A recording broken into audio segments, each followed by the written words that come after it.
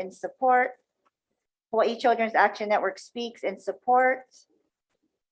Carol Ann Biederman in support. We also have late testimony all in support from the Hawaiian Humane Society, Lanai Kinaole Inc., New Start Discipleship, and Hawaii Forest Industry Association. Is there anyone else here wanting to testify on this measure?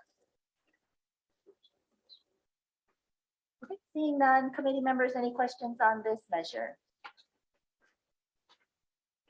Okay, seeing no questions, we'll move on to our next measure, SB 3140 SD1, relating to the Uniform Controlled Substances Act mandatory reporting.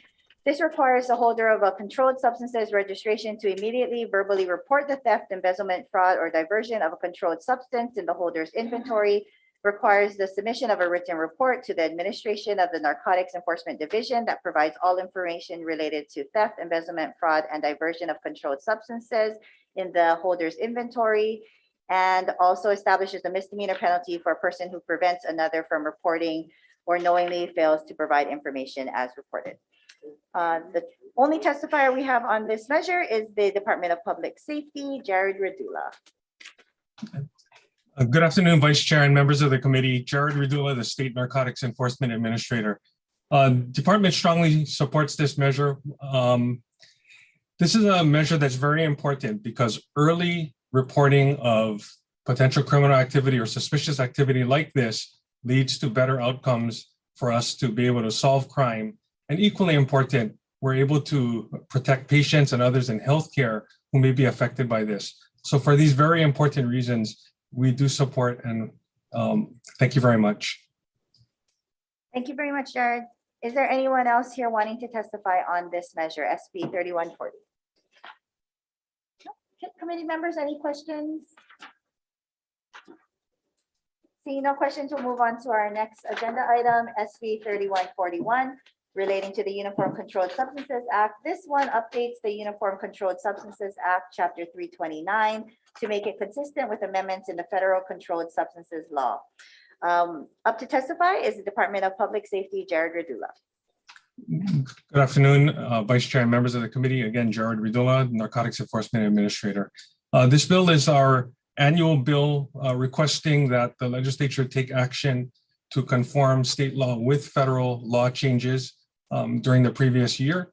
Also, this year we emergency scheduled one controlled substance, and this measure accounts for that emergency scheduling. We'll stand on our testimony and support. Great, thank you so much for your testimony. Is there anyone else here wanting to testify on this measure? Committee members, any questions?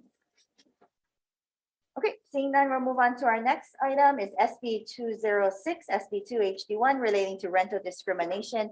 This prohibits discrimination, including in advertisements for rental property, in rental transactions based on participation in a Section 8 housing choice program or any permanent supportive housing program or requirements related to participation in these housing assistance programs.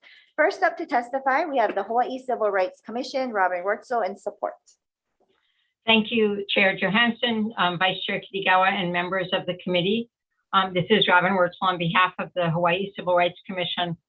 The HCRC supports Senate Bill 206 with its various amendments. However, we have serious concerns over some of the amendments in the House Draft 1.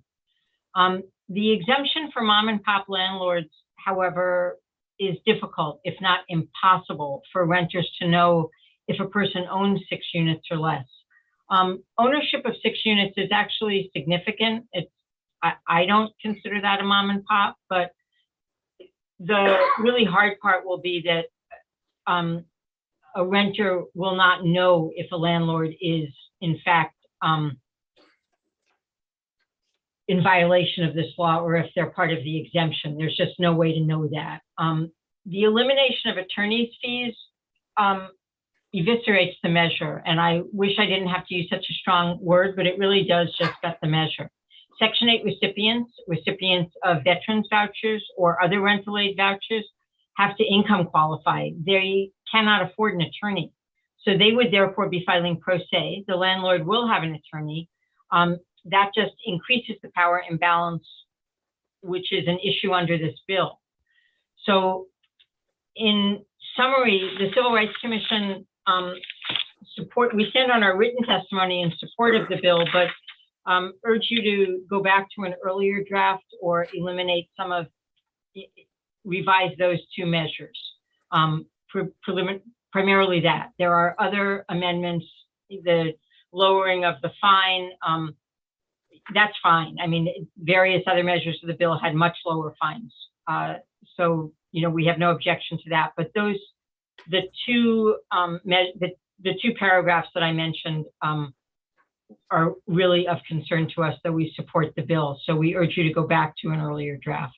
Thank you. I'm available for questions. Thank you, Robin. Next up, we have the State Council on Developmental Disabilities, Dentistry with comments. Thank you, Chair, co-chairs of the committee members. We kind of mock the testimony that you just heard. We appreciate the intent of the bill, and we support the Senate Bill 206, but we prefer the language in the SD2. The HD1, we just got confused with the other exemptions, and it doesn't seem to really protect the consumer that we advocate for. Thank you very much for this opportunity to testify. Thank you, Dentistry. Next up, we have the Department of Human Services in opposition. Good afternoon, Vice Chair, Chair, committee members. Joseph Campos, Deputy Director, Department of Human Services, here on behalf of Director Betts. The Department of Human Services appreciates the intent of the bill, but opposes the current draft. The department prefers SD2 as it includes more sources of income and consumer protections. As a compromise, DHS respectfully suggests that the legislature restore SD2 and add a sunset date to see if the measure adversely impacts landlords, as the opposition summarized previously. Thank you for the opportunity to testify. Thank you, Joseph. Next up, we have the Hawaii Public Housing Authority, Hakeem Safi, in support. Aloha, Chair, Vice Chairs, member of the committee. Thank you for hearing this bill.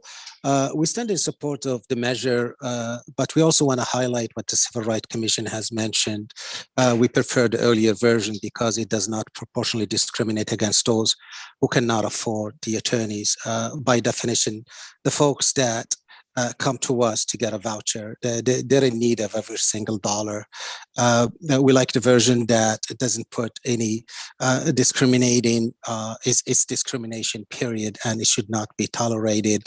Also, from some of the opposition to the bill from previous testimony, they cite that the checks are sometimes late, or the federal government requires a lot of paperwork, but that's not a reason to really discriminate against everyone when few landlords are waiting for a check, which they get retroactively anyway. In addition, we request that you consider the earlier version because it does not put additional burdens on the most vulnerable population that do not and cannot afford an attorney. I'm here to answer any questions that you may have. Thank you very much for your time. Thank you, Hakeem. Next up, we have the Governor's Coordinator on Homelessness, Scott Morishige, in support. Good afternoon, Chair, Vice Chair, and members. Scott Morishige, Governor's Coordinator on Homelessness and Chair of the Hawaii Interagency Council on Homelessness. I support the intent, but like many others, prefer the language in the SD2 for the reasons cited by the Civil Rights Commission and HBHA. But also add that as it's currently drafted, this bill does not appear to prohibit discrimination for those utilizing other types of housing subsidies, such as state rent supplement, tenant-based rental assistance, or emergency rental assistance to the U.S. Treasury. Thank you for the opportunity to testify. Thank you, Scott. Next up, we have the Stonewall Caucus of the Democratic Party of Hawaii, Michael Goyu Jr. in support. Next, we have the Hawaii State Coalition Against Domestic Violence offering comments.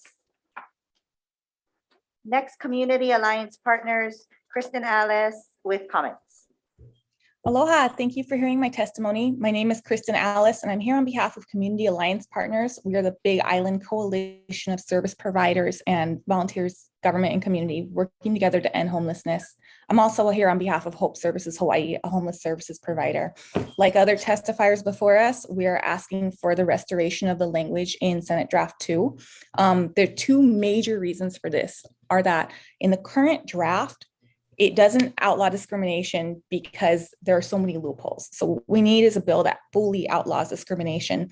And the second thing we need is for it to be enforceable, because with the removal of compensation for legal fees and the lowering of the fines, it makes it so that it's not worth pursuing. Nobody would ever pursue action against somebody who has discriminated against them if the compensation is directed to the general fund and if they cannot be compensated for legal fees. So we got to fix those two things, because our housing locators have hit dire straits trying to find housing for people here on our island. Every day they're on Facebook, on Craigslist, looking for rental housing and seeing no Section 8, no county housing, no vouchers. And it's at the point where we have people staying in shelter longer than they need to be. They're ready to go, but they cannot leave shelter because no one will even give them a chance. Now, this law doesn't mandate that landlords will have to rent to someone on Section 8. It just says, look, you can't discriminate against them with that being the only reason to do so. We just want an interview, because we know that, like us, when we meet our clients, we find smart people. We find people who are good people. They're hard workers. They want to be housed. And we know that landlords are going to see the same thing. This discrimination doesn't cut across society equally. Groups that are already marginalized, like single mothers, like Native Hawaiians, like disabled people, like seniors, are disproportionately impacted. And we've got to close that loophole in the ability to discriminate. So please restore the language in Senate Draft 2 and pass this bill. Thank you. Thank you, Kristen. Next, we have Catholic Charities Hawaii, Betty Lou Larson with comments. Aloha, Chair Johansson, Vice Chair Kitagawa, and members of the committee. Thank you so much. I'm Betty Lou Larson, representing Catholic Charities Hawaii, and we have the same views as expressed. I'm not going to repeat that, except that we do want to replace some of the language with Senate bills, Senate Draft 2. But we want to note that Section 8 brings tens of millions of dollars into our state. It is one of the most successful programs to reduce poverty and to stabilize families.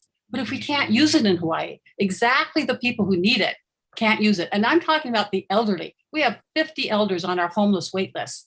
We have an 81-year-old who became homeless after working all her life, never asked for any help before.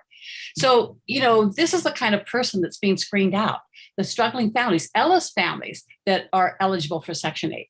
Many, many families, it's not just for homeless, it's for, people out in the community who are working, et cetera. So we really need to look at this as really an important issue if we're going to solve homelessness, if we're going to help our local people to become stable. We have to do something about these to prohibit discrimination. On the flip side, we are moving forward, or the legislature is moving forward on bills for landlord incentives. And we agree, yes, there are some issues about timeliness or rent. So let's work on that. But it has to be a balance. So the landlords get something, maybe 1 month's bonus, extra rent for that time that it takes to do an inspection. They're working on that. It looks likely those will pass. But what about the tenants? How are they still going to get there? How's a mom and pop going to even know there are incentives if they can't listen to the person, if they're being blocked by? Because it is an automatic screening for many landlords. If it's okay, they just automatically screen out in newspaper or in the Craigslist ads, et cetera. So we think that this bill needs to be changed to bring back a really, not only a strong prohibition, but a clean and clear one, so that not only tenants can understand it, but landlords can understand what the law is. Because I think most landlords want to follow the law, but if it's unclear, that creates a lot of problems. So thank you very much for hearing this bill. Thank you, Betty Lou. Next, we have Partners in Care, Laura Thielen, offering comments.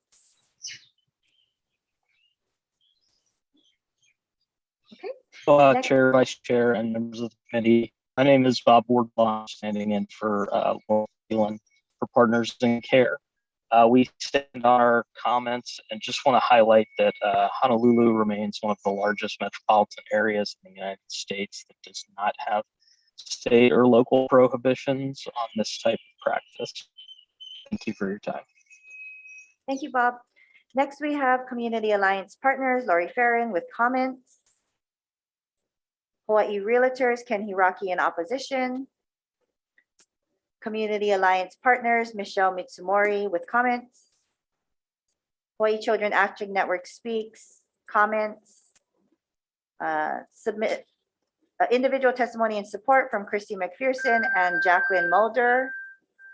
Okay, we also have late testimony from the Ko'olapoko Hawaiian Civic Club in support, ACLU of Hawaii in support, Affirm Hawaii in support, the Elizabeth Kahanu Hawaiian Civic Club in support, individual testimony from David Chi in opposition, individual testimony Jeff Moniz in support, Mara Davis in support, Amy Chung in support, and Douglas Smith in support. Is there anyone else wanting to testify on this measure? Committee members, any questions on this measure? Okay, seeing none, we're going to move to our next measure on the agenda.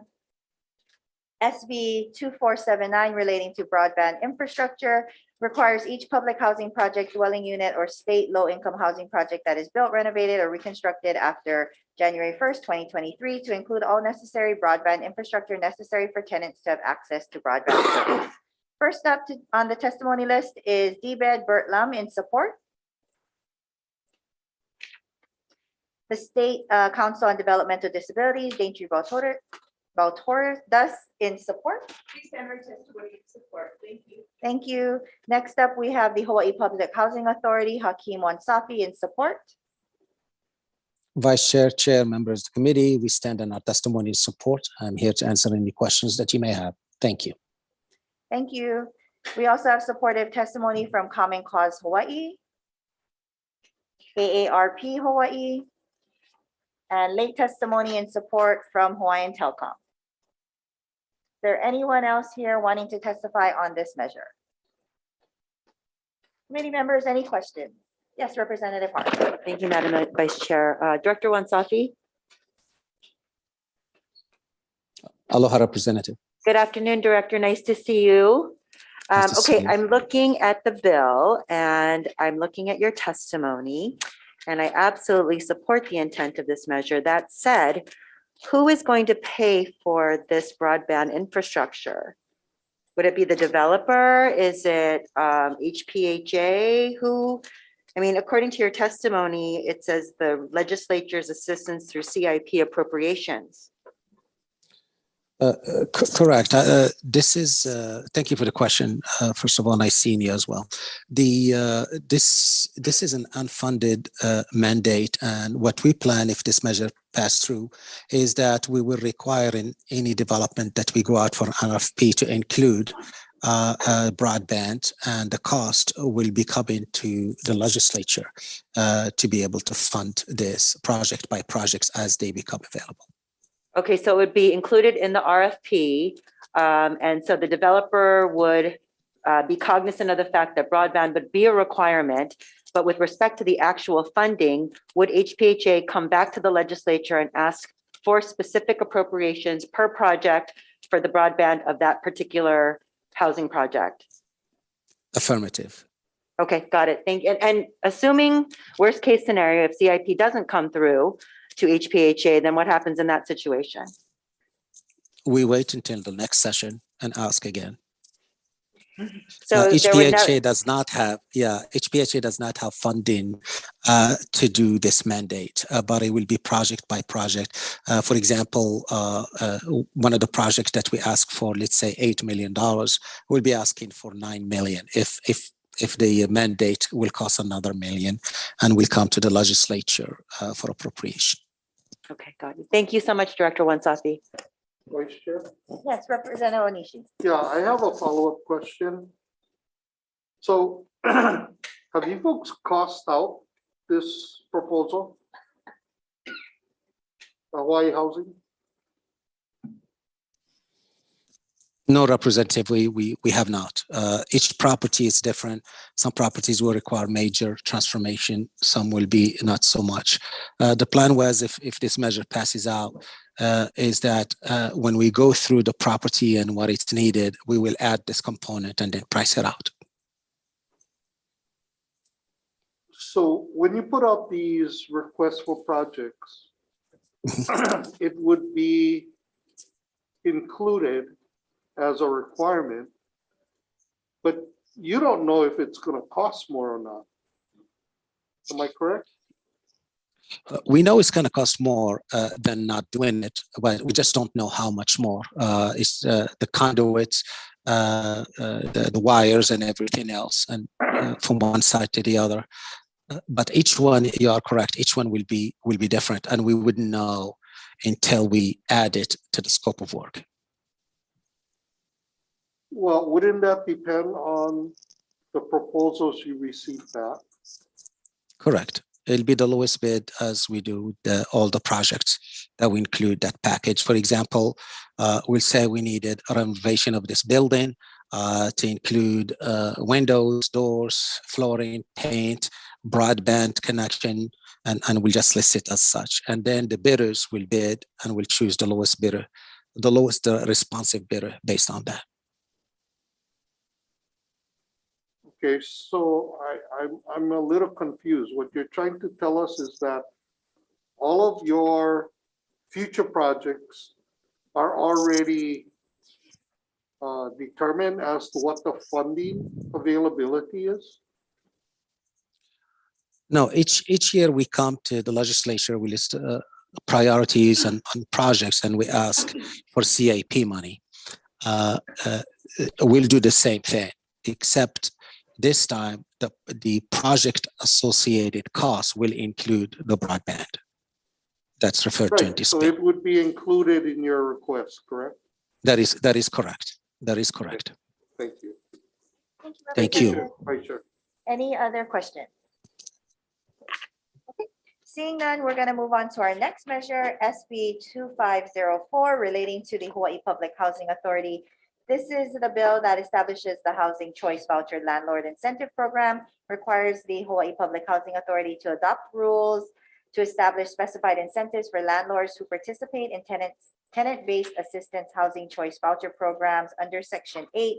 It also requires the Hawaii Public Housing Authority to adopt rules to establish a minimum or a maximum, of 15 days after receipt of an owner or landlord's inspection request as a reasonable time within which to inspect a dwelling unit for lease under Section 8.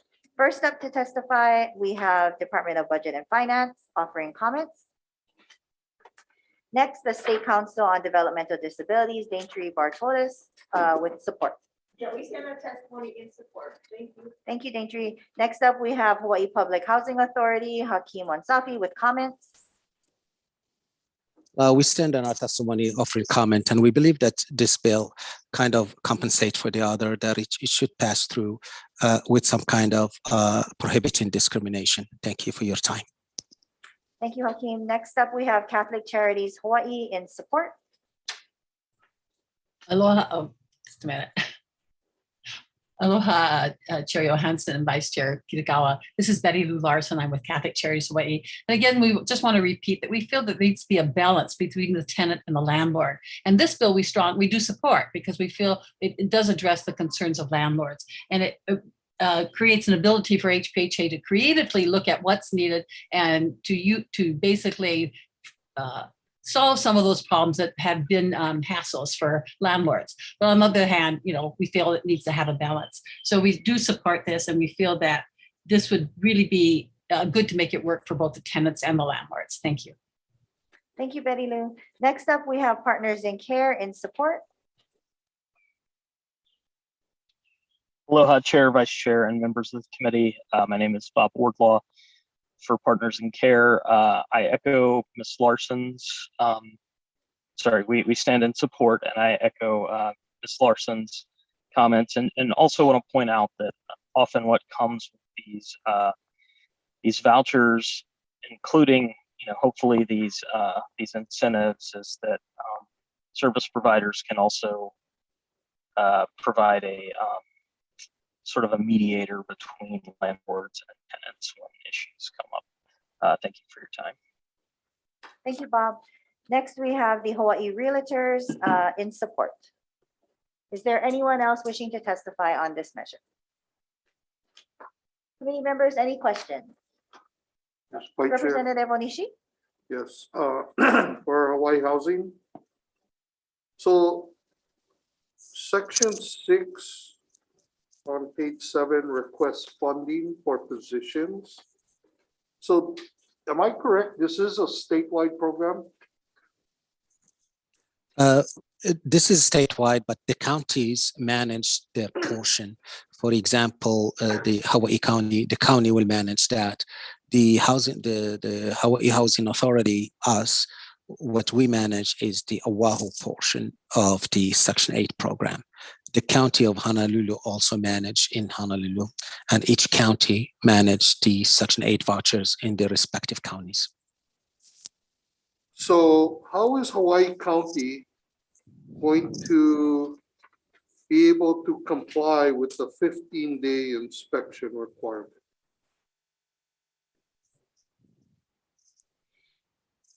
I'm not sure how haven't talked to them about that.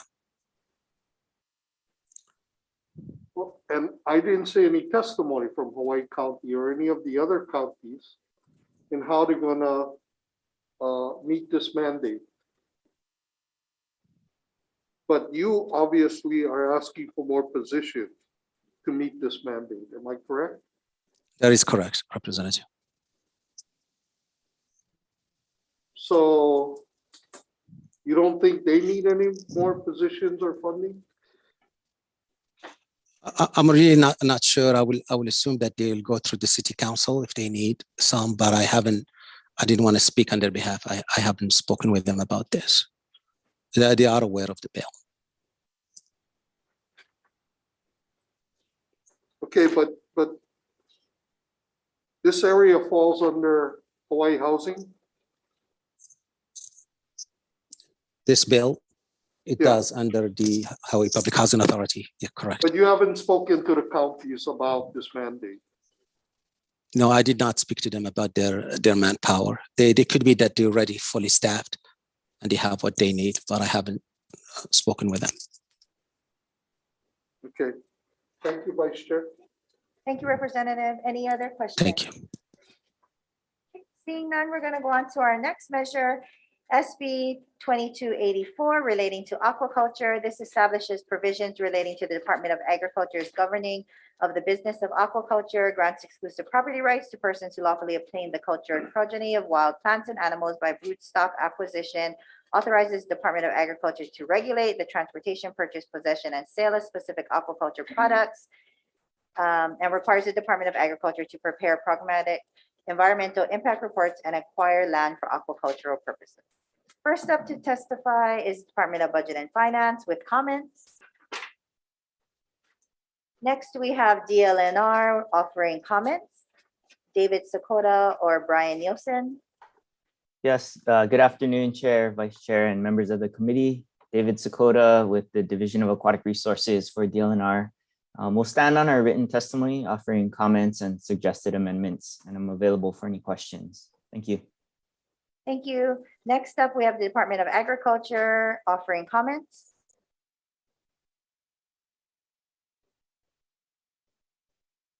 Teleshimabuku Kuro Geyser. Okay, they have comments. We have late testimony from the Hawaii Aquaculture and Aquaponics Association, Ronald Weidenbach, offering comments, and the Hawaii Farm Bureau, Brian Miyamoto, in support. Is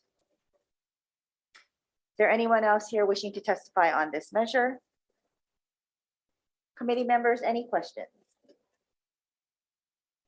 Okay, seeing none, we're going to move on to our next item, SB 2387, relating to procurement. This requires agencies to publicly post a justification for canceling an invitation for bids or request for proposals for a minimum of 10 days on a purchasing agency's or provider's website and by any other method the procurement officer deems effective.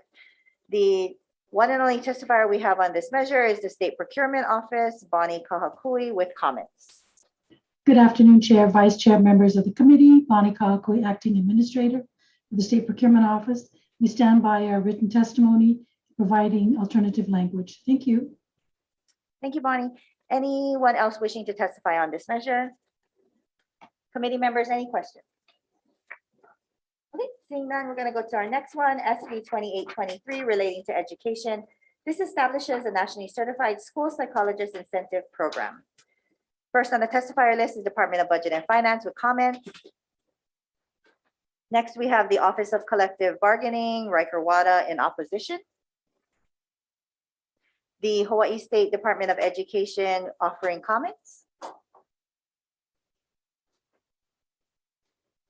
Good afternoon, Chair Johansson, Vice Chair Kitagawa, and members of the committee. Sean Bacon, Interim Assistant Superintendent for the Office of Talent Management with the Department of Education, testifying on behalf of Keith Hayashi. The department stands on its written testimony, providing comments, and is available for any questions. Thank you. Thank you. Next, we have DLNR offering comments.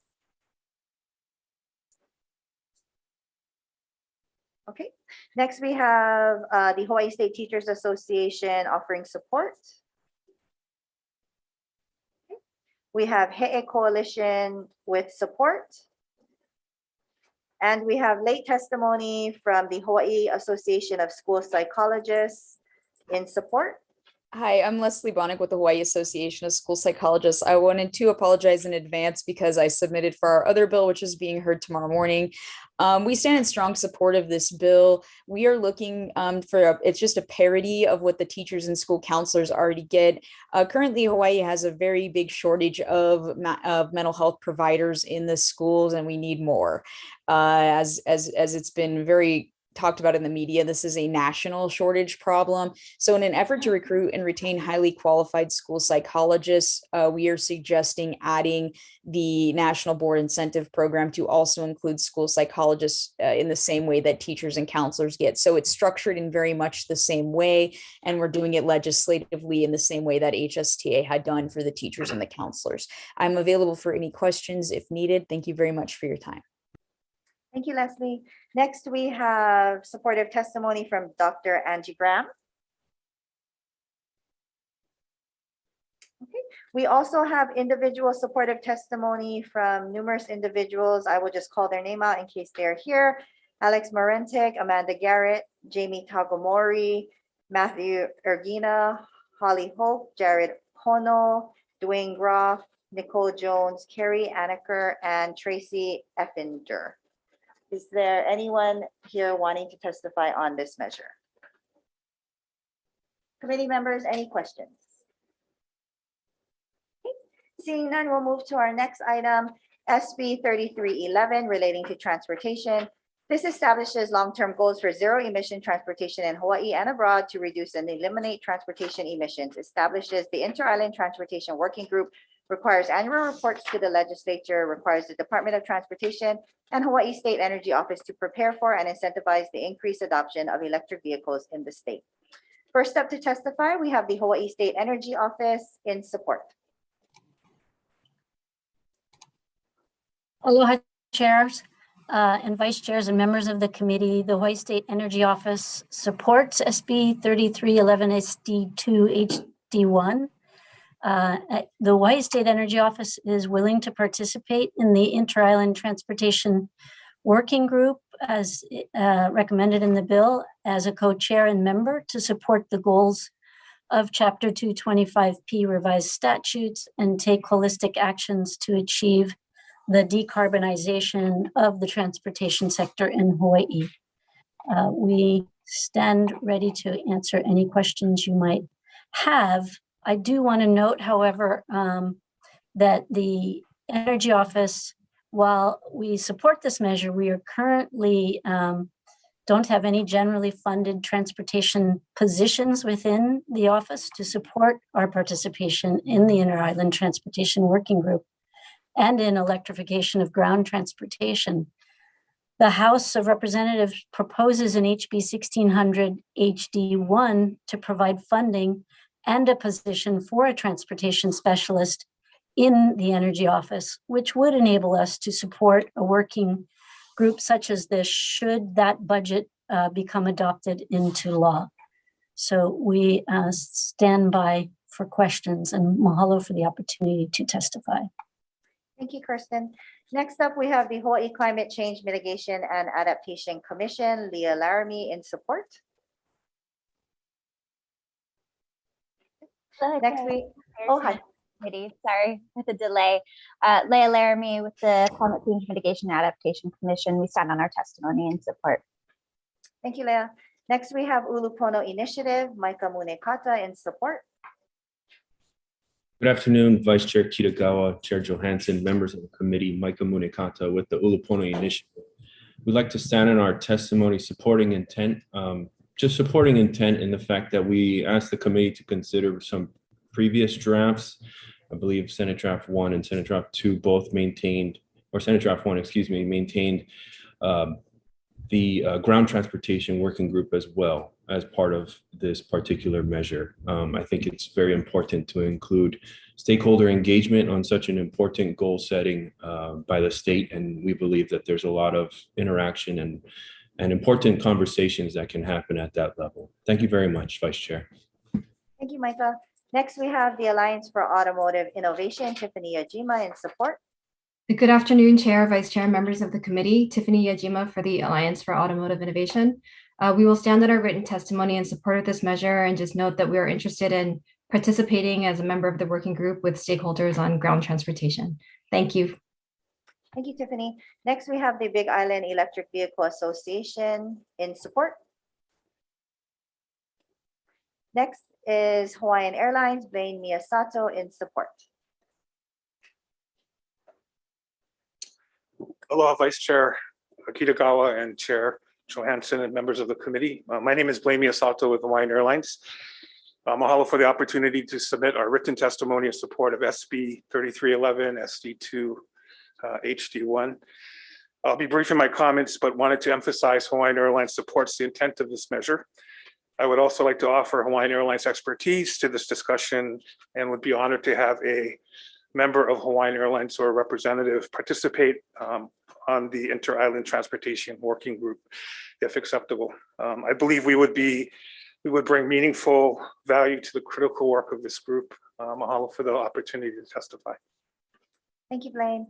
Next, we have Pacific Biodiesel Technologies offering comments. Hawaii EV Association in support.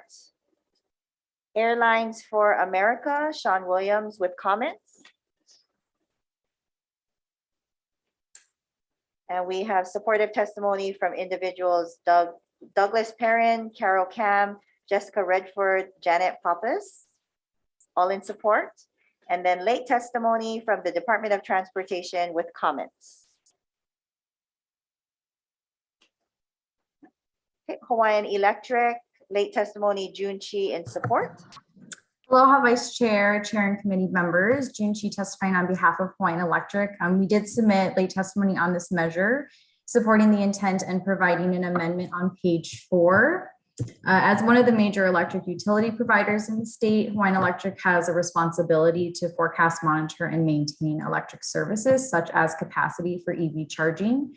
So we asked the committee to amend the requirement on page 4 to read that the Department of Transportation and the State R&D Office will work with public utilities to develop these plans to make sure we have sufficient capacity for EV charging. Thank you for the opportunity to submit testimony. Thank you, June. Next, we have the Hawaii Auto Dealers Association, David Rolfe with late supportive testimony. Aloha, Chair, Vice Chair. I'm David Rolfe with the Hawaii Automobile Dealers Association. We'll stand on our written testimony and support and would be happy to offer support of the working group. Auto dealers have a storehouse of information on ground transportation and the customer uptake of the electric vehicles, and we'd be just honored to serve on that also. We'll stand on our written testimony. Thank you, Dave.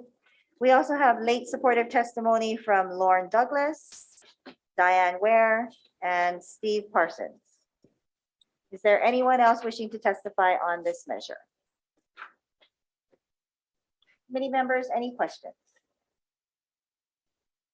Okay, seeing none, we're going to move on to our next measure, SB 2274, relating to the Center for Nursing. This requires all nursing license applicants to respond to the Center for Nursing Workforce Supply Survey in conjunction with license renewal, but does not penalize for failure to do so. It increases the additional Center for Nursing fee from $40 to $60 per licensing biennium. First up to testify is the Board of Nursing, Leanne Tashima with comments. Good afternoon, Chair, Vice Chair, members of the committee. Chelsea Fukunaga standing in for Leanne Tashima of the Hawaii State Board of Nursing. The board will stand on its written testimony offering comments on this measure. Thank you. Thank you, Chelsea. Next, we have the Hawaii State Center for Nursing, Laura Reihart with support. Hi, good afternoon. This is Laura Reichardt, Director of the Hawaii State Center for Nursing. Rep. Kitagawa, nice to see you leading the agenda today. Thank you so much for hearing this measure. We stand in strong support of the current version of this bill. Thank you. Thank you, Laura. Next, we have Hawaii ANA, Bob Gahol in support. Queens Health System, JC Michaelunek in support. Aloha, Madam Vice Chair. We'll stand on our written testimony in support and applaud the legislature and all of our partners really trying to invest in workforce shortage issues right now during this session. Thank you.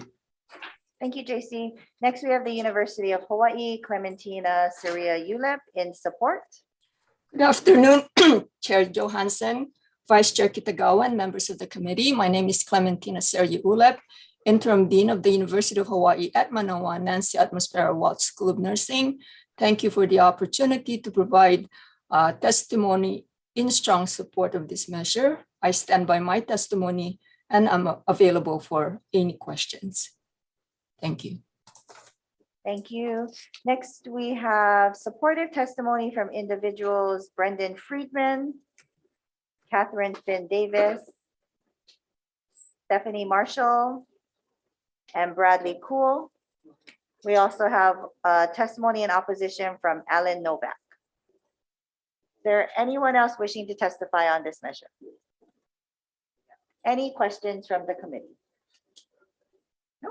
Okay, we're going to move on. Oh, yes, Representative Onishi. Yeah.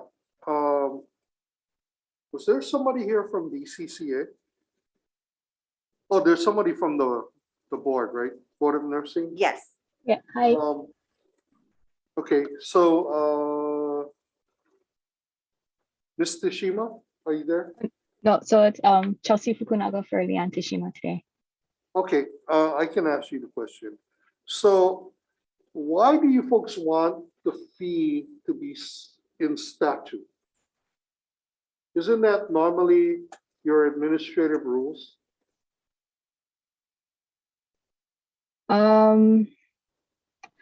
I think you might want to defer to Laura on this one. Laura Reichardt on the fees. Is Laura here? We're just not in opposition of it.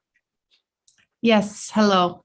Rep. Onishi, thank you for that question. This is not the license fee that we pay to be nurses. This is an additional fee that funds the Center for Nursing. So you are correct. The normal funding structure for license fees is not in statute. I was not around in 2003 when this was written into law, but that is how the legislature passed the Center for Nursing fee in 2003. And so it's been as it stands in this form since that time.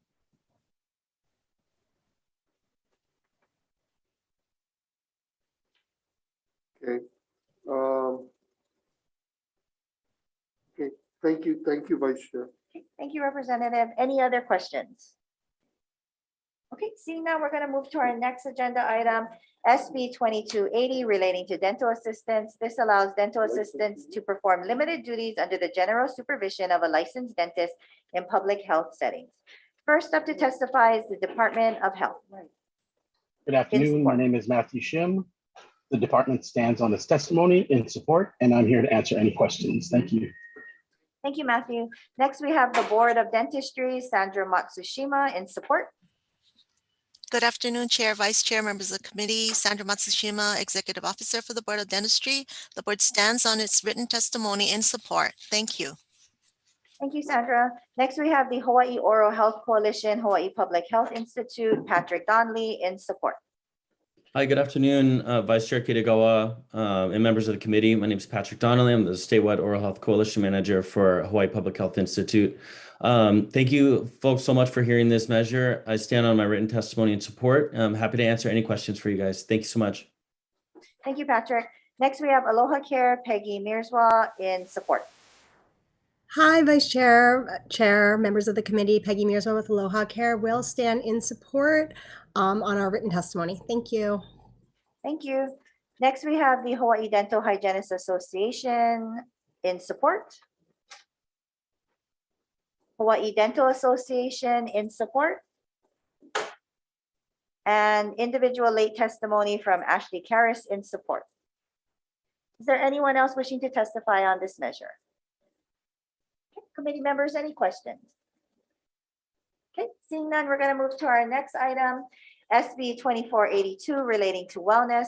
This establishes a temporary Office of Wellness and Resilience within the Office of the Governor. It authorizes the Office of Wellness and Resilience to address issues and implement solutions to improve wellness and resilience, including issues and solutions identified by the Trauma-Informed Care Task Force.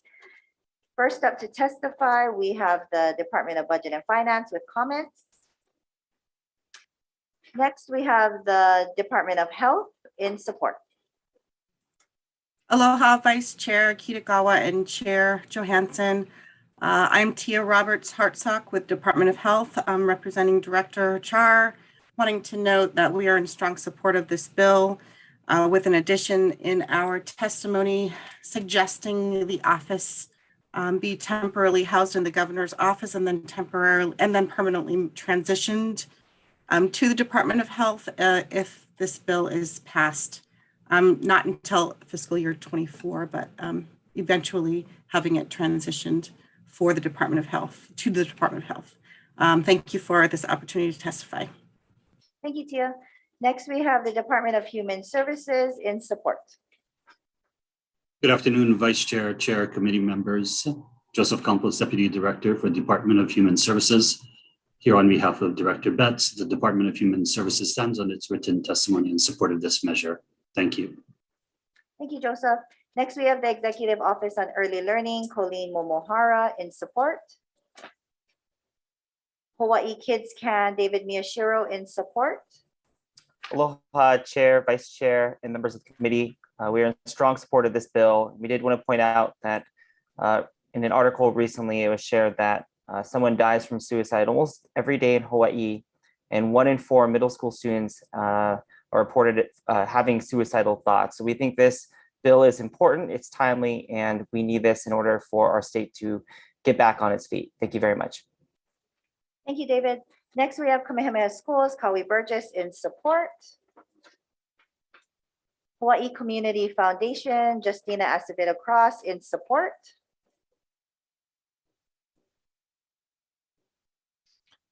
Hello, Vice Chair Kitagawa and members of the committee. Thanks for letting us provide oral testimony on the bill. This bill would help create a dynamic, coordinated effort that we sorely need across our public agencies and community organizations when we're talking about resilience and wellness for all of our community members, everyone from Keiki through Kapuna.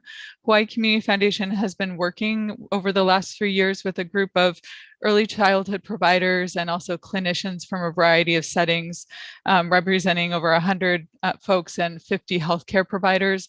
A couple of things that we've learned, and I think are really apropos to this conversation today, is half of the providers that we work with families and children who've experienced exposure to domestic violence or emotional abuse. And they really have called out the need for more practitioners who are trained or specialized in trauma-informed care.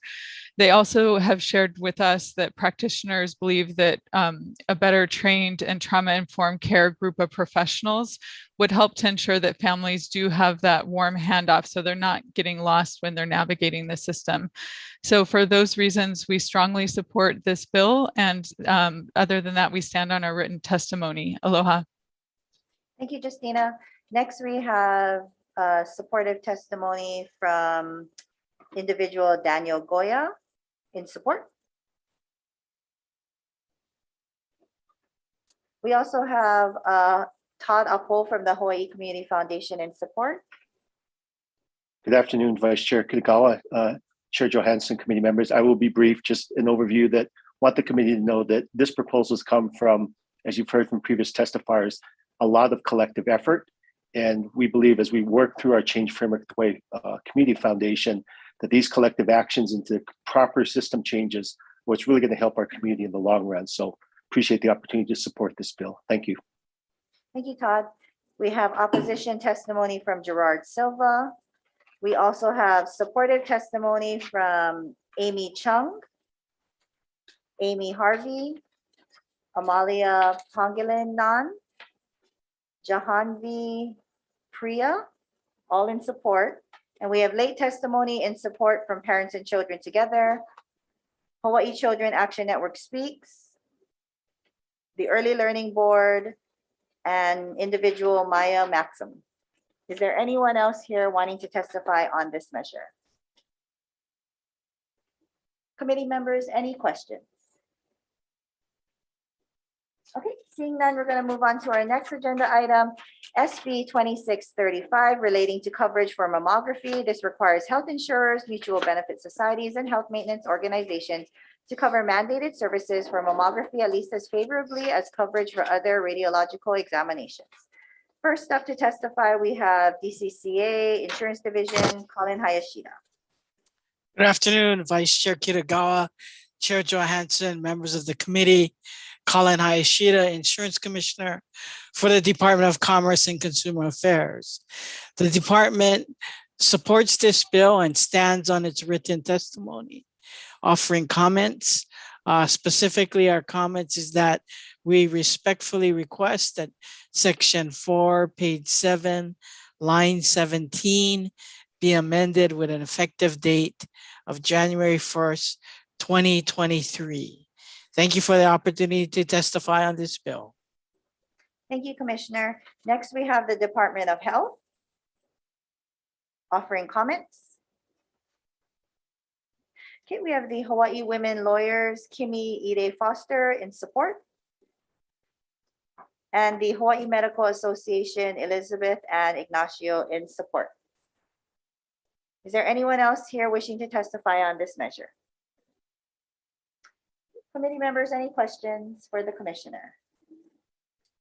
Seeing none, we'll go to our next item, SB 2678, relating to the Hawaii State Health Insurance Assistance Program. This appropriates funds to expand the Hawaii State Health Insurance Assistance Program. Recording stopped.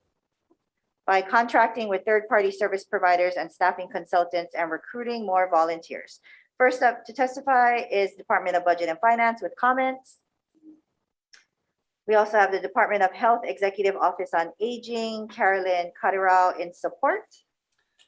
Good afternoon, Vice Chair Kitagawa, Chair Johansson, and members of the committee. Recording in progress. I'm sorry, Caroline Kadirao here with the Executive Office on Aging. We support the intent of Senate Bill 2678 for the Hawaii State Health Insurance Assistance Program.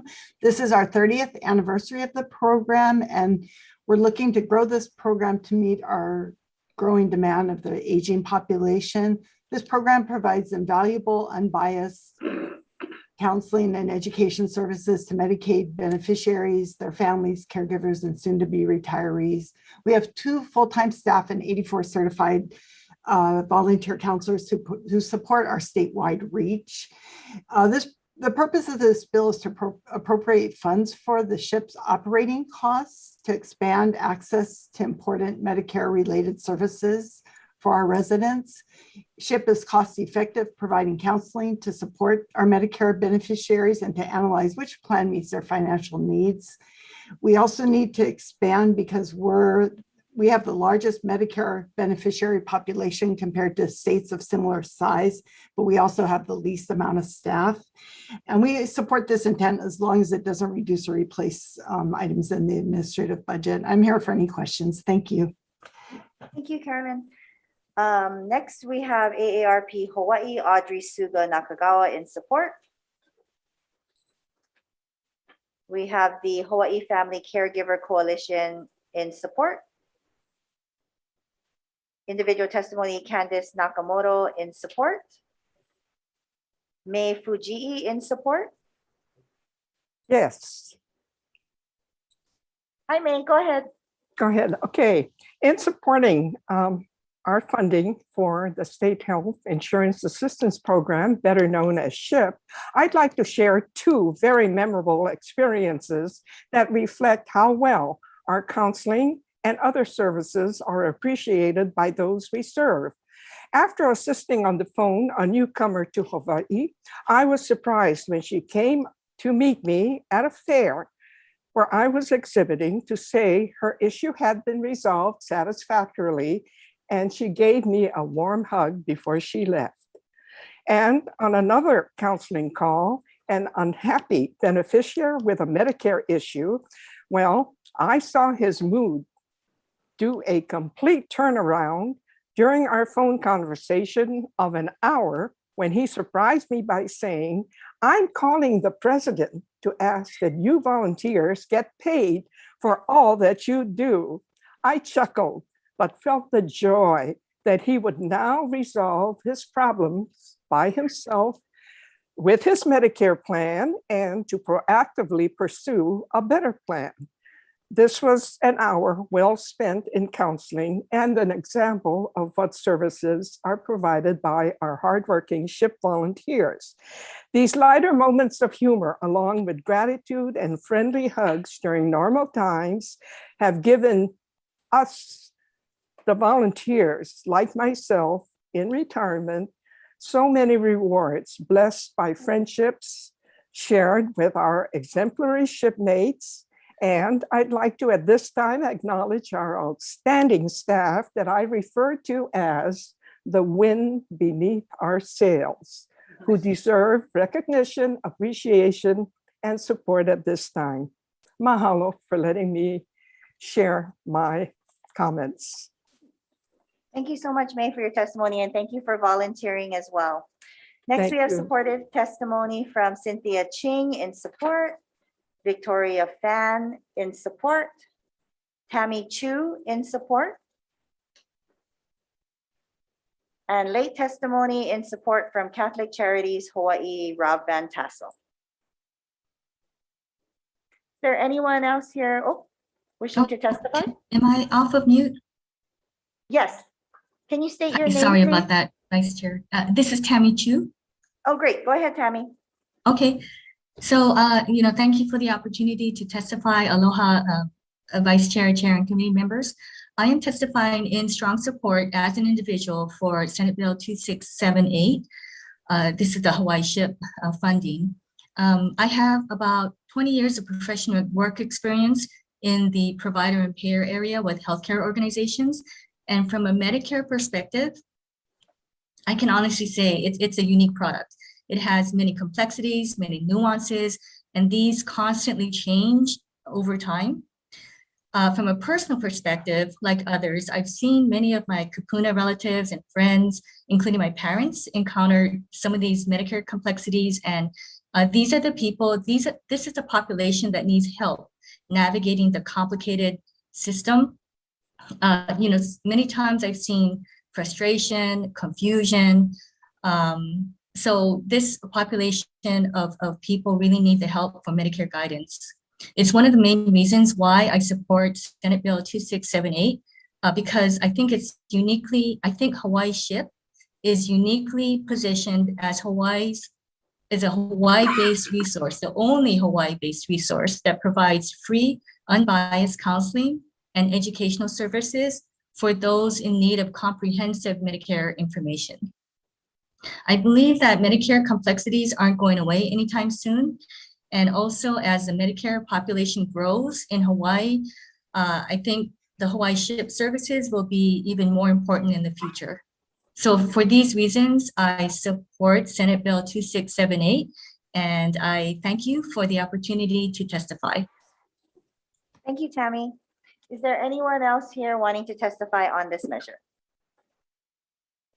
Committee members, any questions? Okay. Seeing none, we'll move on to our next agenda item, SB 2290, relating to microbeads. Beginning July 1st, 2022, it bans the manufacture of a personal care product except a non-prescription drug that contains plastic microbeads. Beginning July 1st, 2023, it bans the sale or offer for sale of a personal care product except a non-prescription drug that contains plastic microbeads. Beginning July 1st, 2024, it bans the sale or offer for sale of a non-prescription drug that contains plastic microbeads. Specifically exempts rinse-off cosmetics that are also non-prescription drugs regulated by the Federal Microbead Free Waters Act of 2015. First up to testify, we have the Department of Health in support. Hello, Chair, Vice Chair, and committee members. My name is Greg Edwards with the Department of Health, Food and Drug Branch. The department stands on our written testimony and support. I'll be available for any questions. Thank you, Greg. Next, we have the Retail Merchants of Hawaii, Tina Yamaki, in opposition. Okay. We have the Rotary Club, Haneli Bay, Mark Wolfendale, in support. We have the Surfrider Foundation, Laura Blickley, in support. Hawaii Reef and Ocean Coalition, Todd Boland, in support. Yes, thank you, Vice Chair Kitagawa, Chair Johansson, and members of the committee. Ted Boland for the Hawaii Reef and Ocean Coalition, as said, in strong support. Microbeads are a real plastic pollution problem. So small you can hardly see them, but they rinse off in the shower, they go through the sewage treatment plant, they pick up toxins on the way, and they are consumed by coral and other marine life. They go up the food chain, even to food of people who eat the seafood that people eat. So this is a health problem as well as certainly an environmental problem. This bill is not the same as the 2015 Federal Act, which regulated exfoliants and soaps that rinse off. These are just to cover a different category of microbeads, that is the leave-on, that are in hygiene, skincare, sunscreens, and beauty products. So I was Deputy Attorney General for 15 years representing the Department of Health. There's been an allegation that this bill has some kind of legal problem or preemption problem. It does not have such a problem. It's a different category of microbeads. I appreciate the opportunity to testify on this important bill. Thank you so much. I'm available for questions. Thank you, Ted. Next, we have the Center for Biological Diversity, Max Phillips, in support. We have the organization Beach, Suzanne Frazier, in support. Good afternoon, Chair Johansson, Vice Chair Kitagawa, and committee members. I'm Suzanne Fraser, co-founder of Beach Environmental Awareness Campaign Hawaii, speaking on behalf of Beach in strong support of the current version of the bill, SB 2290 SD1. This bill will ban microbeads in leave-on products. The Federal Microbead-Free Waters Act of 2015 bans only microbeads in rinse-off products. SB 2290 SD1 does not apply to any products already regulated by the Federal Act. And I've given a list of leave-on products examples and rinse-off product examples in my testimony to make it clear what is and isn't being included in this bill. This bill is necessary. Plastic microbeads are completely unnecessary. Before the mid-90s, there weren't even any plastic microbeads in personal care products, and the products work just fine. There's no good reason why to include microbeads in sunscreen, makeup, skin cream, and other products for beauty, hygiene, and skin protection. In fact, plastic is being used as a bulking agent, which means it's a way for companies to give consumers more plastic, less product. Adding plastic to personal care products has resulted in billions of tiny plastic particles being littered into the ocean as wastewater treatment plants can't collect it. And eventually, when someone takes a shower or goes into the ocean, these plastic microbeads and leave-on products are eventually washed off. Plastic's incredibly harmful. It's a killer of many marine species that ingest it thinking it's food. Microbeads are ingested by coral. They're ingested by the base of the food chain, plankton, causing the chemicals in the microbeads, as well as the persistent organic pollutants which attach onto them into the ocean to be passed throughout the whole food chain. That means that people eating fish and other seafood are ingesting the POPs and the plastic chemicals that have bioaccumulated up through the food chain. These chemicals are harmful to human health, causing cancer and other diseases. This is a really important bill that will protect consumers as well as marine life. Please pass this bill. Thank you very much for this opportunity to provide testimony in strong support of SB 2290 SD1. Thank you, Suzanne.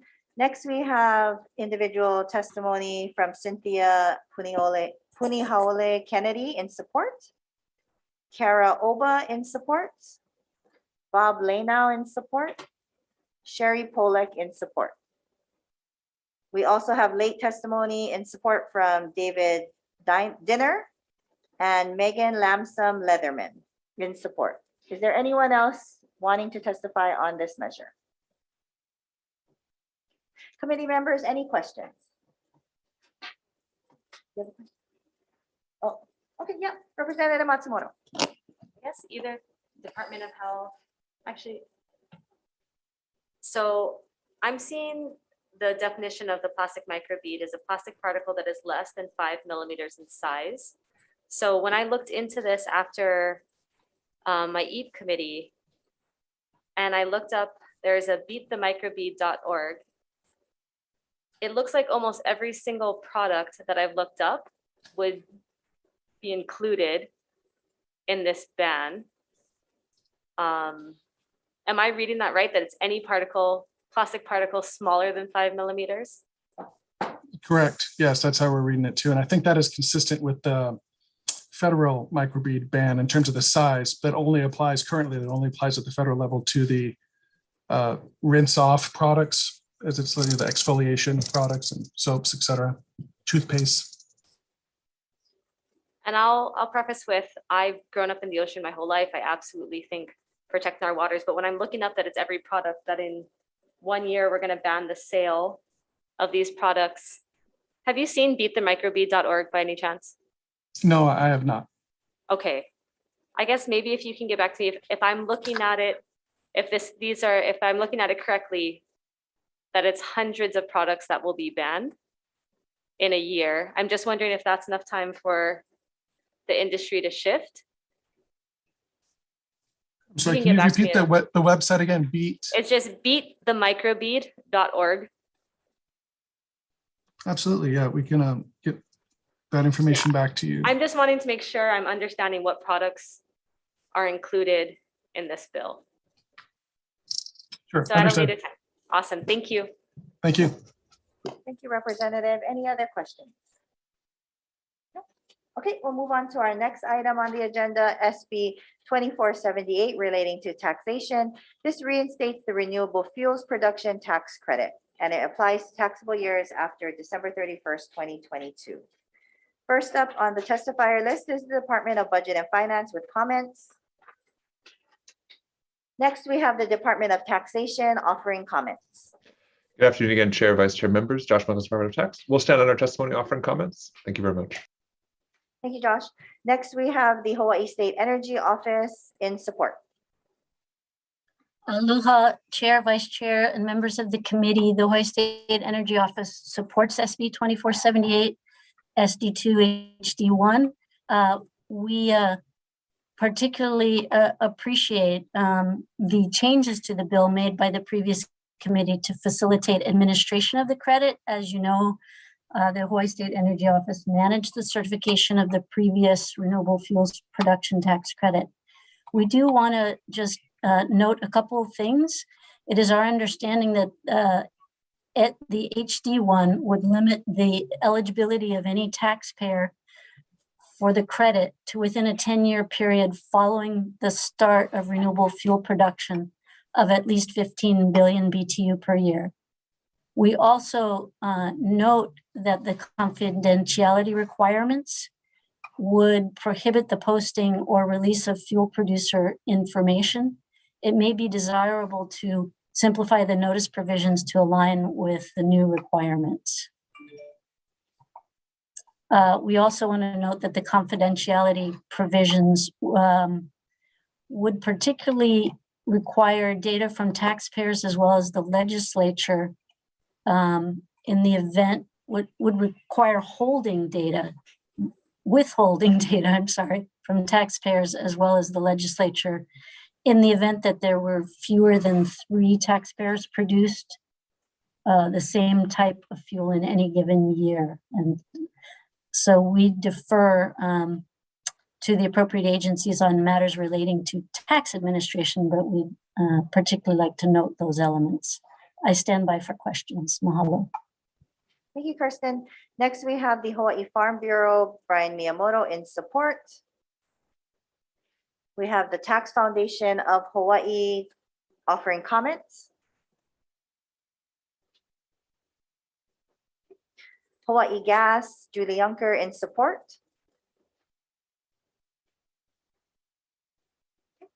Par Hawaii in support. Civil Beat Law Center for the Public Interest in opposition. We have Climate Protectors Hawaii, Ted Bolin with comments. Thank you, Chair, Vice Chair. Ted Bolin with the Climate Protectors Hawaii. The Climate Protectors are strong supporters of renewable tax credits, but it is important to understand that not every renewable is good for the environment. I think we all sort of start with the assumption that renewables are great and they are better than fossil fuels, but some renewables are actually bad for the climate. And I have in mind here burning wood, which is really terrible for the climate. When you cut down a tree, you lose sequestration value. When you burn it, you put more carbon up in the air. So it's a double whammy on the climate. And I think it's very important that when we are providing incentives for through tax credits for energy projects, that we not incentivize things that are bad for greenhouse gases. We have a climate emergency, and we need to take this seriously in this decade. So thank you for the opportunity to testify. I'm available for questions. Thank you, Ted. Next, we have 350 Hawaii, Sherry Pollack in opposition, and Hawaii Clean Power Alliance, Frederick Riddell in support. We also have individual testimony in support from Anthony Padilla. Testimony in support from Blair Nahale. And we have late testimony in opposition from John Kawamoto. Aloha, my name is John Kawamoto, and I oppose this bill. Last year, the legislature declared a climate emergency by adopting SCR 44. Global energy-related carbon dioxide emissions have been climbing steadily for decades, declining slightly in 2020 due to COVID, but have climbed back up, and Hawaii is contributing to this frightening trend. Carbon dioxide, once emitted, stays in the atmosphere for 300 to 1,000 years, according to the National Aeronautics and Space Administration. We are observing only the beginning effects of climate change, and there is no button that can be pushed to stop it. Scientific data indicate that in the coming decades, climate change will cause devastating events. We can, however, prevent a global climate catastrophe. The livability of our planet for future generations depends on what we do now. The legislature has set targets of 100% renewable energy and zero carbon emissions. Due to the climate emergency, the target dates should be moved up because we should be moving as quickly as possible toward clean, renewable energy. This bill encourages the production of renewable fuels, but not clean, renewable fuels. The bill also allows renewable feedstocks, but not clean, renewable feedstocks. Some of the allowable feedstocks are even dirtier than coal, which is considered to be dirty energy. This bill should be held because it does not embody the clean, renewable energy future that Hawaii should embrace. We should be willing to make sacrifices for future generations. Mahalo for your kind attention. Thank you, John. Committee also, there is numerous testimony in support, at least 71 pieces of testimony, individual testimony in support, and 3 in opposition. Is there anyone else here wanting to testify on this measure? Committee members, any questions on this measure? Okay, seeing none, we'll go on to our next item. SB 2511 relating to taxation. This expands the renewable energy technologies income tax credit to include firm renewable energy systems. It caps the total amount of tax credits for each firm renewable energy system at $750,000 and sunsets the renewable energy technologies income tax credit on December 31st, 2045. First up to testify, we have the Department of Budget and Finance offering comments. Next, we have the Department of Taxation in opposition. Thank you again, Chair, Vice Chair, members. The department will stand on its testimony in opposition. Thank you. Next, we have the Hawaii State Energy Office offering comments. Aloha, Chair, Vice Chair, and members of the committee. The Hawaii State Energy Office offers comments. We appreciate that in the HD1, renewable energy is defined and refers to the definition contained in section 26991 of the Hawaii Revised Statutes. We also note that the effects of the minimum size threshold on the use of the credit or on project sizing are unknown. Mahalo, and I'll stand by for questions. Thank you, Kristen. Next, we have the Hawaii Forest Stewards, Robert Culbertson, with comments. Tax Foundation of Hawaii offering comments. Good afternoon, Chair and members of the committee. Jade McMillan on behalf of Tom Yamachika and Tax Foundation of Hawaii. We will stand on our written comments submitted on the measure. Thank you. Thank you, Jade. Next, we have Sustainable Energy Hawaii, Richard Ha, in support. We have Hawaiian Electric, Rebecca Dehuf Matsushima, in support. Hi, good afternoon, Chair, Vice Chair, and members of the committee. Hawaiian Electric is testifying in support of SB 2511. We have submitted written testimony, but in addition to that, I would like to note that the newer definition of firm generation appears to raise some ambiguity by referring to a power purchase agreement and removing key language that was in SD2. So we suggest either reverting to the SD2 language or adding the phrase at its contracted capacity, subject only to routine maintenance and emergency repairs. So the entire definition would read, firm renewable energy system means a renewable energy system that is always available on the demand of the energy system's operators at its contracted capacity, subject only to routine maintenance and emergency repairs, consistent with the terms of an approved power purchase agreement. Or as I mentioned, alternatively, just reverting back to the SD2 version.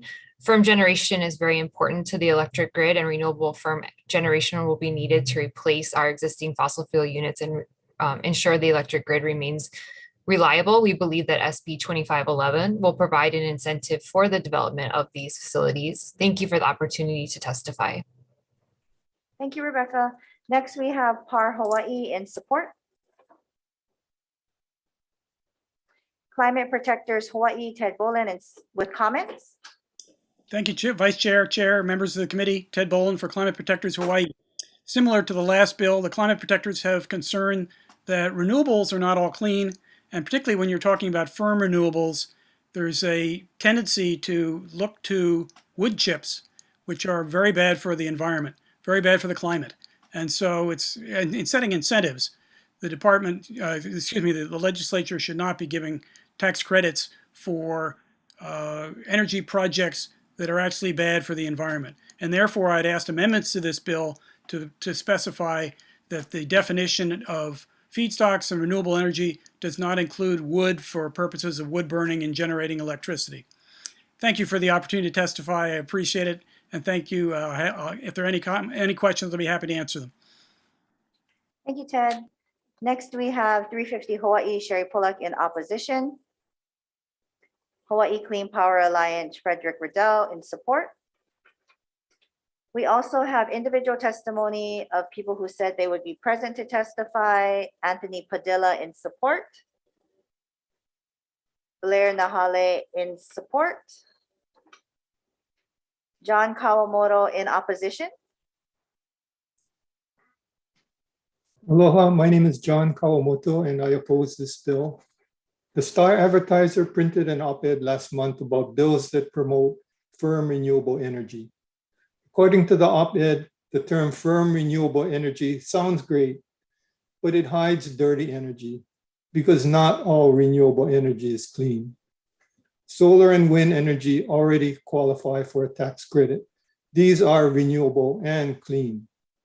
This bill creates a tax credit for firm renewable energy, which includes biomass, such as trees, the burning of which is dirty. Coal is considered to be dirty energy, and the burning of trees is even dirtier. Some may say that we need firm energy because it would be inconvenient to have our energy supply disrupted. That thinking is obsolete. We're in a climate emergency because we've taken too long to take efficient action against climate change. Drastic action must be taken now, even if it is inconvenient. Hawaii must do its part to avoid a global climate catastrophe. This bill should not be passed because it does not embody the clean, renewable energy future that Hawaii should embrace. And again, we must be willing to make sacrifices for future generations. Thank you for your kind attention. Thank you, John. We also have Jerome Kupuka'a in support. Committee, please also note that we have additional individual testimony, 2 comments, about 9 in opposition and about 80 in support for this measure. Is there anyone else here wanting to testify on this measure?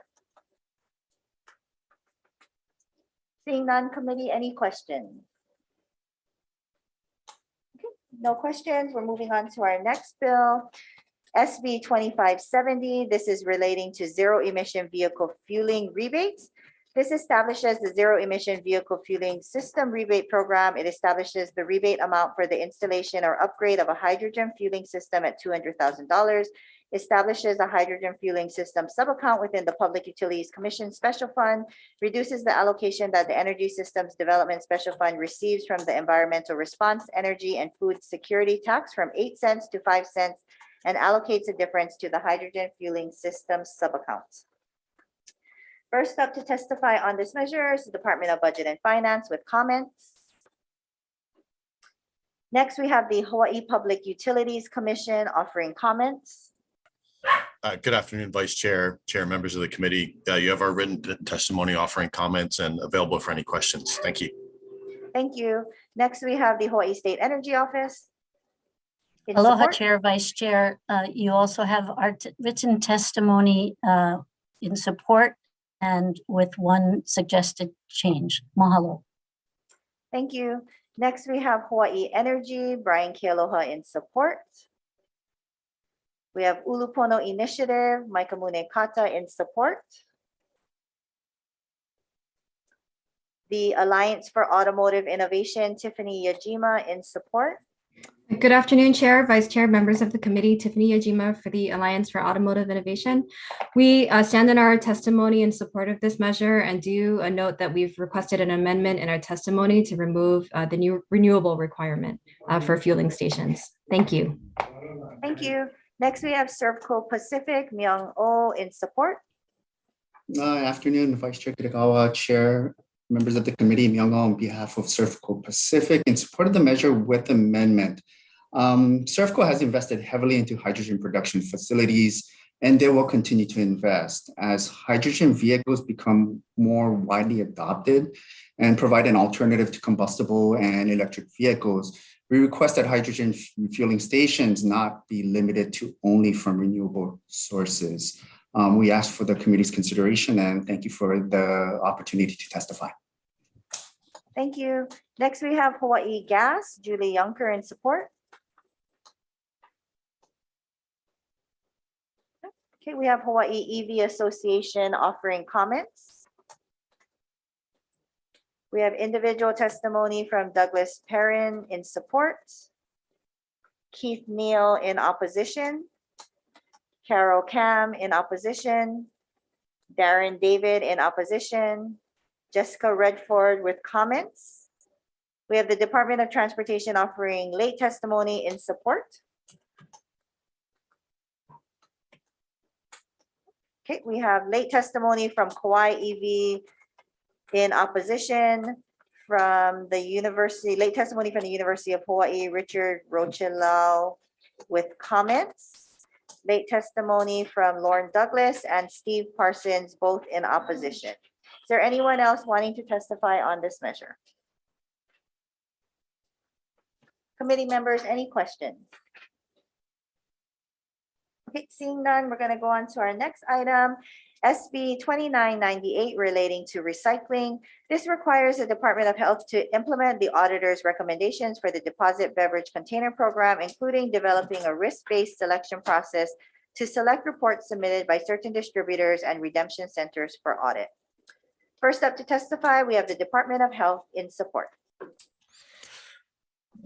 Good afternoon, Chair Johansson and Vice Chair Kitagawa and members of the committee. My name is Michael Burke, and I'm with the Hawaii State Department of Health. We submitted written testimony in support and stand on our written testimony. I'm available if there are any questions. Thank you. Thank you, Michael. Next, we have the American Beverage Association, Mihoko Ito, in support. Is there anyone else here wanting to testify on this measure? Committee members, any questions? Representative Hart. Thank you, Madam Vice Chair. Mr. Burke? Yes, ma'am. Mr. Burke, for many years, there's been several audits of the High Five program in the state of Hawaii. Unfortunately, I've read many of them, and it's taken years and years for the Department of Health to implement the auditor's suggestions. Based on your written testimony, you're saying that you're pretty much there now. So where are we now? Because there's been so many audits of the High Five program and all of the inefficiencies and all of the issues with respect to fraud, et cetera. And so are we finally addressing all of the audits, I should say, instead of just only the 2020 or 2019 audit?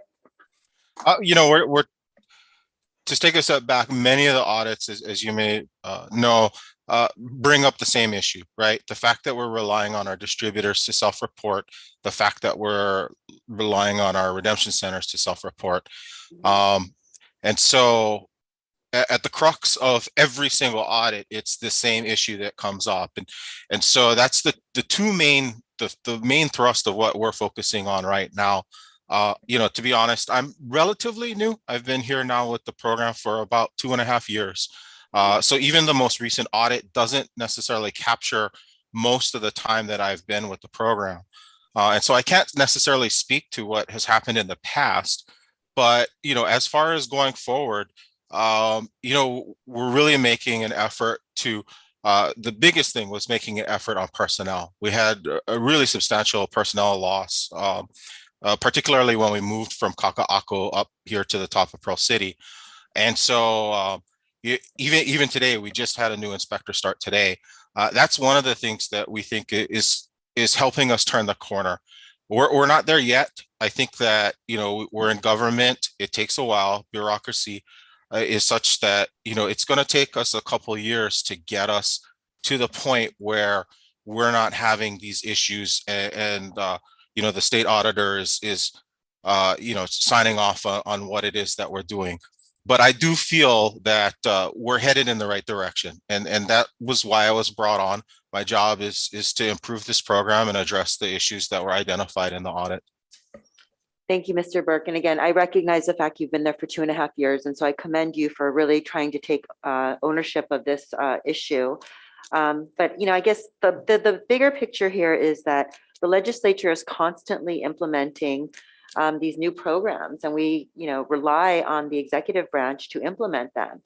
And so whether it's, carbon sequestration, cashback initiatives, all of these things, and it just seems like such a futile exercise if the executive branch, and this is not directed towards you directly, it's just, the fact of the matter is we have all of these policy initiatives and it just takes, sometimes a decade for the executive branch to implement them. So it's just a larger part of a policy statement.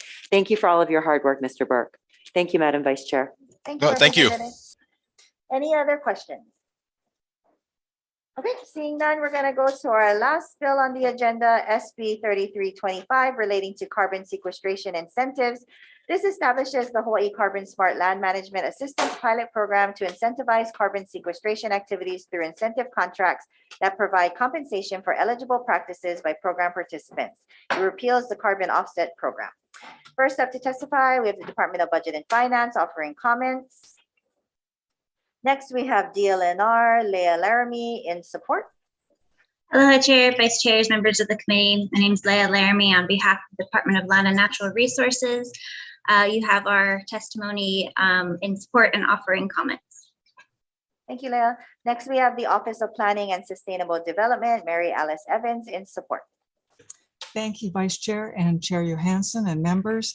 The Office of Planning and Sustainable Development supports the intent of SB 3325 HD1. We want to thank the previous committee for making key changes in the bill in the HD1 that implement some of the work of the Office of Planning and Sustainable Development through the Greenhouse Gas Sequestration Task Force, and also implementing a key recommendation in our report feasibility and implications of establishing a carbon offset program for the state of Hawaii.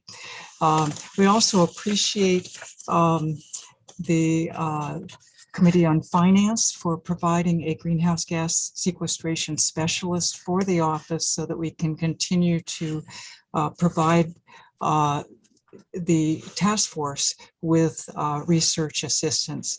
We would appreciate an appropriation for the greenhouse gas sequestration task force.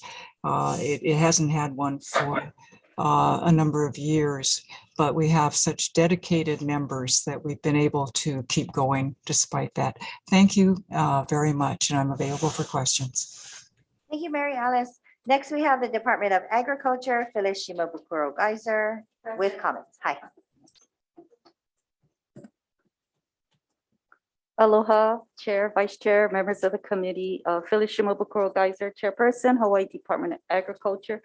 We'll stand on our written testimony offering comments and a recommendation, and I'll be very brief with our comments. The department's uncertain whether there is sufficient Hawaiian-specific data and information that has been gathered and carefully vetted to allow the issuance of contracts with compensation rates that are fair and equitable for crop and protein production practices comprising Hawaii's agricultural operations. Further, the expectations of the proposed pilot program would reflect the limited resources available, should reflect the limited resources available. Should this measure move forward, the department suggests that an agency with strong statewide relationships and familiarity with greenhouse gas sequestration from a broad perspective be assigned as an overall coordinating agency. Mahalo for the opportunity to testify. Thank you, Director. Next, we have the Hawaii Farm Bureau, Brian Miyamoto in support. 350 Hawaii, Sherry Polak in support. Hawaii Alliance for Progressive Action, Anne Friedrich in support. The Nature Conservancy Hawaii, Anthony Ching in support. Hawaii Gas, Julie Yunker in support. We have individual testimony from Douglas Perrin and Gerard Silva in opposition, and Janet Papas in support. We also have late testimony from the Hawaii County Council, Rebecca Villegas in support. Climate Protectors Hawaii, Ted Boland in support. The Energy and Climate Action Committee Environmental Caucus, Charles Ice in support. We have individual testimony in support from John Kawamoto and Kelsey Amos. Is there anyone else wanting to testify on this measure? Committee members, any questions? Okay, seeing none, we're going to recess for decision making. Recess.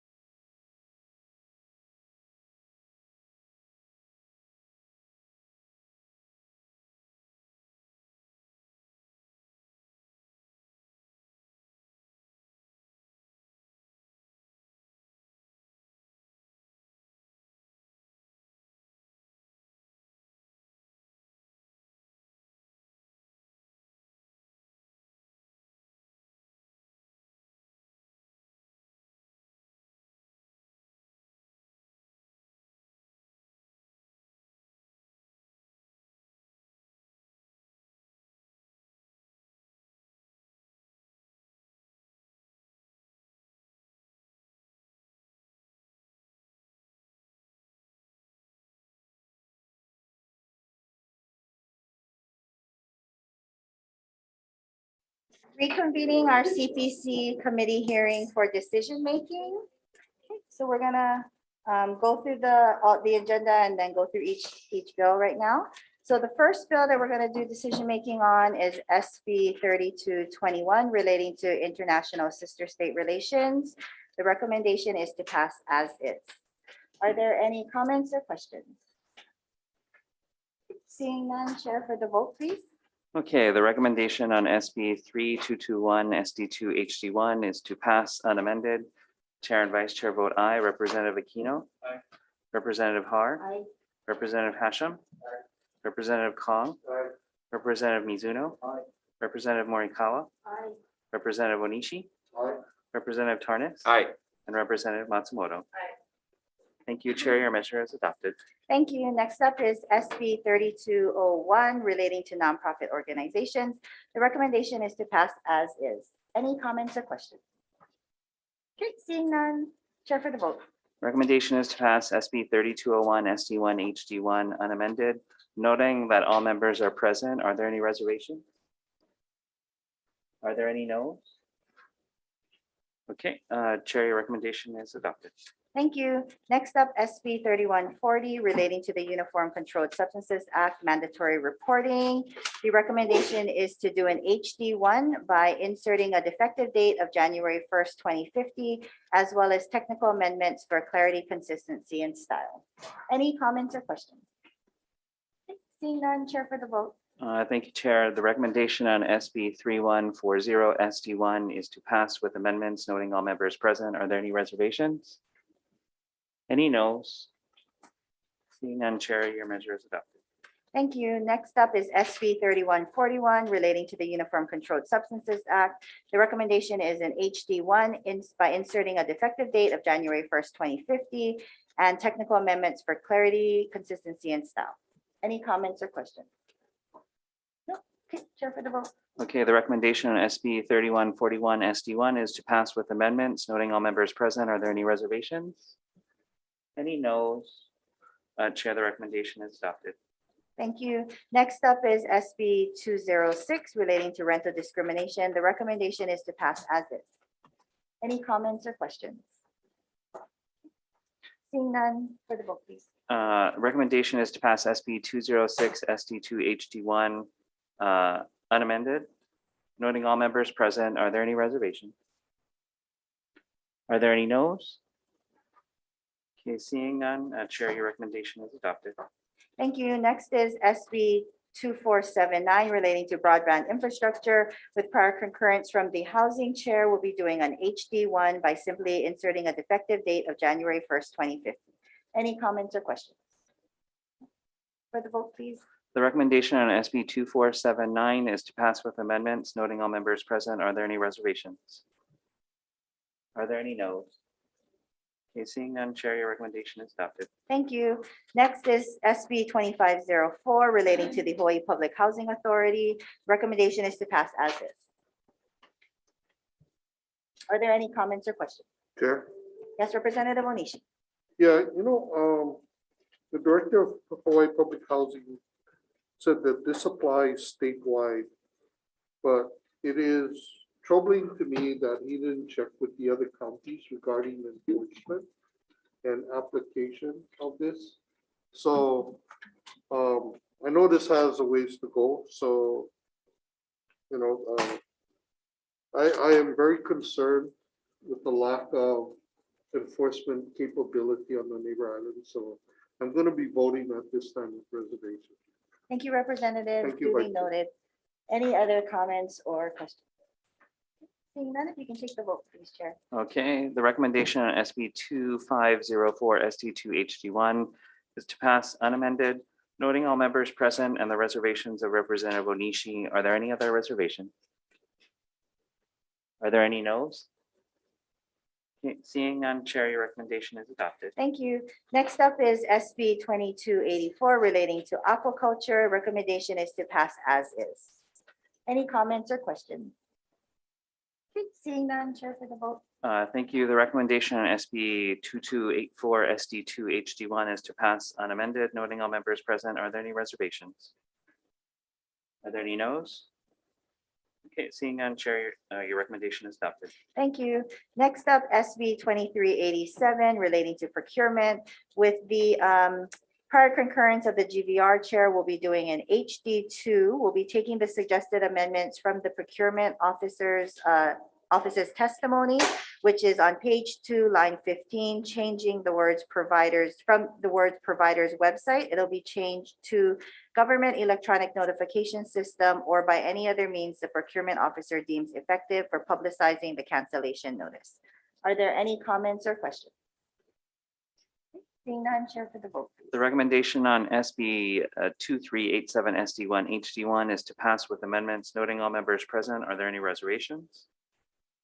Are there any noes? Okay, thank you. Seeing none, Chair, your recommendation is adopted. Thank you. Next up, SB 2823 relating to education. The recommendation is an HD1 simply by doing technical amendments needed for clarity, consistency, and style. Any comments or questions?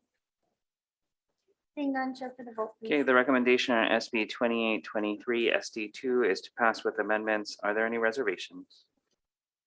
Are there any noes? Seeing none, Chair, your recommendation is adopted. Thank you. Next, we have SB 3311 related to transportation. The recommendation is to pass as is. Are there any comments or questions? Yes, Representative Morikawa. Thank you. I'm looking at the bill itself, and although it says relevant stakeholders as recommended by the working group, I was listening to the airlines testimony, and I think it's really important because we're Recording stopped. rely so much on airline transportation. I think it's important that we think about having them as part of this group too. But I'm okay with the bill. Thank you. Great, thank you. Okay, any other comments or questions? Okay.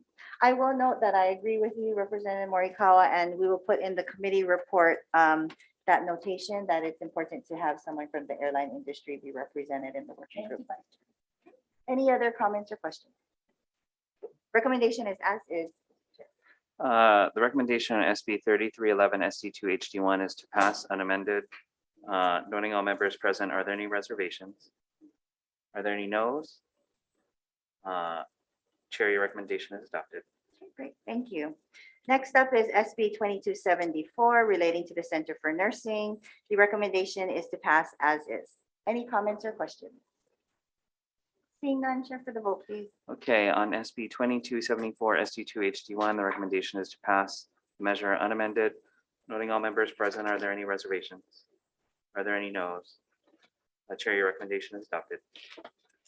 Thank you very much. Next, we have SB 2280 relating to dental assistance. With the prior concurrence of the HHH chair, we'll be doing an HD2. We'll be taking the amendment from the Hawaii Dental Association's testimony, which specifies that in the bill, the supervising dentist must be licensed in Hawaii. Any comments or questions? Seeing none, take the vote, please. Recommendation on SB 2280 SD2 HD1 is to pass with amendments. Noting all members present, are there any reservations? Are there any noes? Chair, your recommendation is adopted. Thank you. Next bill, SB 2482 relating to wellness. Recommendation is to pass as is. Any comments or questions? Seeing none, if you can take the vote. The recommendation on SB 2482 SD1 HD1 is to pass unamended. Noting all members present, are there any reservations? Are there any noes? Chair, your recommendation is adopted. Thank you. Next up, SB 2482. Oh, no, sorry, we just did that. Next, SB 2635 relating to coverage for mammography. Recommendation is to pass as is. Any comments or questions? Chair, if you can take the vote. The recommendation on SB 2635 SD2 HD1 is to pass unamended.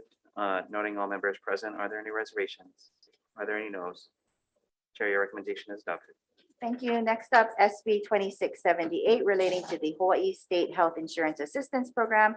Recommendation is to pass as is. Any comments or questions? Seeing none, chair for the vote. The recommendation is to pass SB 2678 SD2 HD1 unamended. Noting all members present, are there any reservations? Are there any noes? Chair, your recommendation is adopted. Thank you. Next up, SB 2290 related to microbeads. With the concurrence of the EEP chair, we'll be doing an HD1. We'll be simply changing the defective date. So the House has made a change. The new defective date will be January 1st, 2050. Any comments or questions? Seeing none, Chair for the vote, please. Okay, the recommendation on SB 2290 SD1 is to pass with amendments. Noting all members present, are there any reservations? Representative Har is reservations. Are there any additional reservations? Representative Matsumoto, Representative Kong. Besides Representatives Har, Kong, and Matsumoto, are there any additional reservations? Representative Morikawa. Okay, noting those 4 reservations, are there any no's? Okay. Chair, your recommendation is adopted. Thank you. Next up, SB 2478 relating to taxation. Recommendation is to pass as is. Any comments or questions? Seeing none, Chair for the vote, please. Recommendation is to pass SB 2478 SD2 HD1 unamended. Noting all members present, are there any reservations? Are there any no's? Chair, your recommendation is adopted. Thank you. Next up, SB 2511 relating to taxation. Recommendation for this one is also as is. Any comments or questions? Seeing none, Chair for the vote. Okay, on SB 2511 SD2 HD1, the recommendation is to pass this measure unamended. Noting all members present, are there any reservations? Are there any no's? Chair, your recommendation is adopted. Thank you. Next up, SB 2570 relating to zero emission vehicle fueling rebates. Recommendation is to pass as is. Any comments or questions? Okay, seeing none, Chair for the vote. The recommendation is to pass SB 2570 SD2 HD1 unamended. Noting all members present, are there any reservations? Are there any no's? Chair, your recommendation is adopted. Thank you. Next up, SB 2998 relating to recycling. Recommendation is to pass as is. Any comments or questions? Seeing none, Chair for the vote, please. The recommendation is to pass SB 2998 SD1 unamended. Noting all members present, are there any reservations? Are there any no's? Seeing none, Chair, your recommendation is adopted. Thank you. And for our last bill on the agenda, SB 3325 relating to carbon sequestration incentives. Recommendation is to pass as is.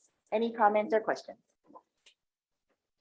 Nope. Okay, seeing none, Chair for the vote. Okay, the recommendation is to pass SB 3325 SD2 HD1 unamended. Noting all members present, are there any reservations?